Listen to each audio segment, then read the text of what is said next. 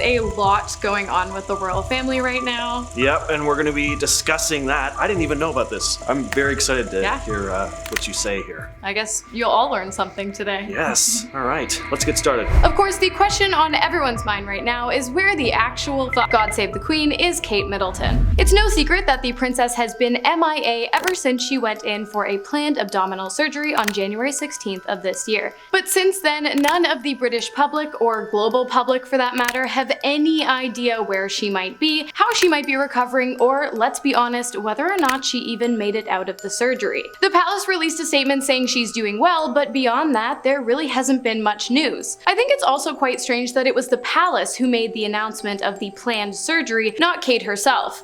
Not to mention, the days leading up to and after the surgery, Kate had many events that she had to cancel. Something else that's quite odd is that after King Charles III's cancer diagnosis, the public were able to see him and wish him well as he exited the hospital, and Kate was never seen. Not one image captured by even the sneakiest of paparazzi was released. It's also quite surprising that there have been no images released of the recovering princess, who was quick to get glam with full hair and makeup just 24 hours after giving birth for a photo shoot with her newborn. The public is begging for a sign that the princess is okay, but as the days since her last appearance add up, they have begun to fear the worst. Speculations that Kate entered into a coma after surgery, or perhaps was killed during the process, have started to circle around the internet. Next up, we have the death of Princess Diana, and the theory that it wasn't as accidental as it seemed. There are lots of conspiracies about Princess Diana's death, but one of the most well-known and probably the darkest is that it was the royal family themselves that were actually behind it. Princess Diana had recently divorced Prince Charles, and leading up to her death, she was apparently concerned that something was going to happen to her. In October of 1996, Diana wrote a letter to Paul Burrell. In part of the letter, she talked about how she felt in danger because someone was planning an accident in her car, brake failure, and serious head injury in order to make the path clear for Charles to marry. Pretty eerie, considering how she actually died, of course. Princess Diana and Dottie Fade were supposedly planning to announce their engagement on September 1st of 1997, and there was a rumor that Diana was also pregnant. So the idea here is that the royal family disapproved of Diana marrying Fade, that she was going against traditions and planned the incident, making it look like an accident. Even Fade's own father, Mohammed Al Fade, firmly believes that the royal family was involved in Diana and his son's death. Next, I want to talk about William.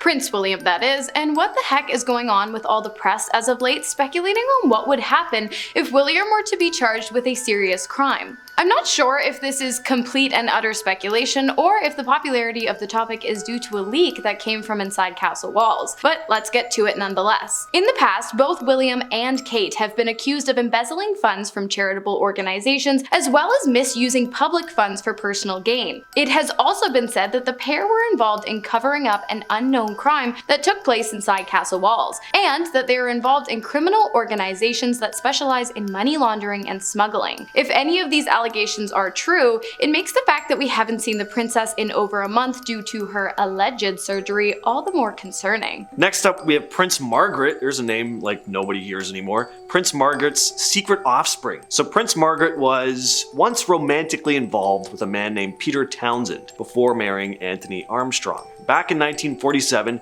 during a royal tour of South Africa, Princess Margaret and Peter Townsend started their relationship. Townsend had become close to the royal family by taking on a role with the Queen Mother, having become the comptroller of the household for the Queen Mother. Now, supposedly, it wasn't just a relationship that blossomed during this short period of time. A man named Robert Brown later came out claiming to be the illegitimate son of Princess Margaret and Townsend. He was born in Kenya in 1955, and seeking answers went to the High Court to make his case. And in 2014, he actually did win a High Court victory that allowed him to view Princess Margaret's will. Now, it's never been confirmed as to whether he found anything that would prove his claims, but he's always said that as soon as he was born, he was sent to Kenya, where he was arranged to be adopted into the family that he ended up being raised by. Up next, it's time to talk about the king again, King Charles III. It is quite well known that the current ruler of England was diagnosed with cancer earlier this year on February 5th. Like I said, he was photographed leaving the hospital after his first treatment for the illness.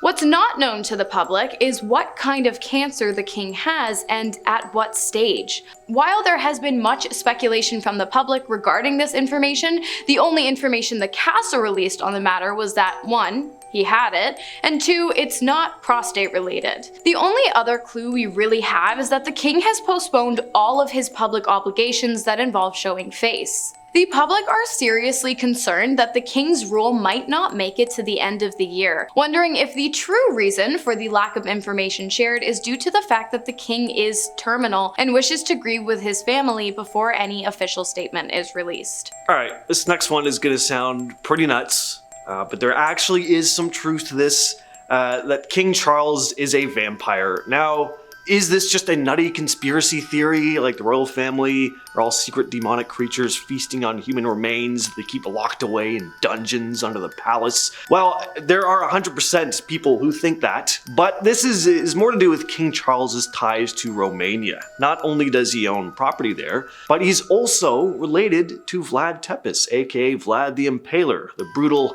Romanian ruler who became the inspiration for Bram Stoker's Dracula. Vlad is technically Charles's great-grandfather, 16 times removed through Queen Mary of Teck, who was the consort of George V, Queen Elizabeth II's grandfather. Circling back to the king's illness for a moment, if he were to pass at some point in the year, the most likely scenario of course would be that Prince William and Princess Kate would step into the role of king and queen consort. Many people believe that the preparations for this scenario are already well underway, and that the succession might be taking place much sooner than we think. This is also another explanation for Princess Kate's disappearance, as it is possible that the surgery was a complete facade, and instead she is working behind the scenes to help orchestrate a smooth transition for her husband William as he prepares for his role as king. According to insiders at the castle, these preparations are being held like cards at a high-stakes poker game close to the chest, as the king does not want William's younger brother Harry to be privy to any of the top-secret succession conversations. So it's not just Princess Margaret that's said to have possibly had a secret child, but Charles and Diana as well.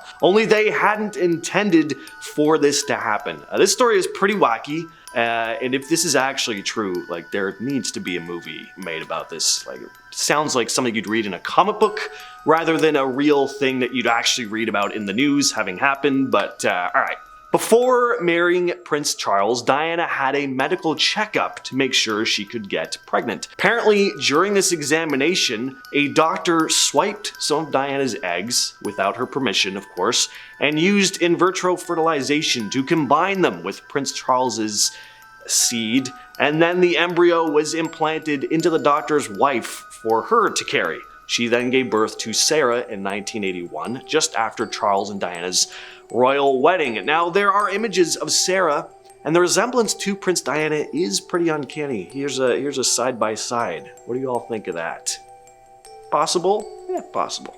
Now, we've all heard the rumors that King Charles cheated on Diana back in the day with Queen Consort Camilla, which he probably did, but that's besides the point. It seems the apple doesn't fall too far from the tree, as there have been numerous allegations claiming that Prince William has been following in his father's alleged footsteps, and that he and Kate might be headed for divorce because of it. Another possible reason for the princess's disappearance. Maybe she decided to run off with Pete Davidson as revenge. Anyways, the cheating allegations first began to circulate after William had been accused of stepping outside of his marriage with Kate in 2018 while she was pregnant with the pair's third child with a woman named Rose Hanbury. In another instance, a year prior, William had been seen placing his arms seductively around the waist of a mystery woman after ditching a Commonwealth Day service in favor of partying at a nightclub. Kate stated that she was less than pleased with the behavior he displayed while she was at home taking care of their kids.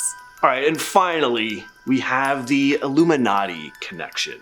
If your life was on the line, and you were tasked with pointing to one family who is definitely part of the Illuminati, I mean, the royal family would be a pretty safe guess to make. There are kinds of out there conspiracy theories about the royals, but they all kind of center around the idea that they're part of some dark cabal pulling the strings behind the scenes of some of the biggest world events.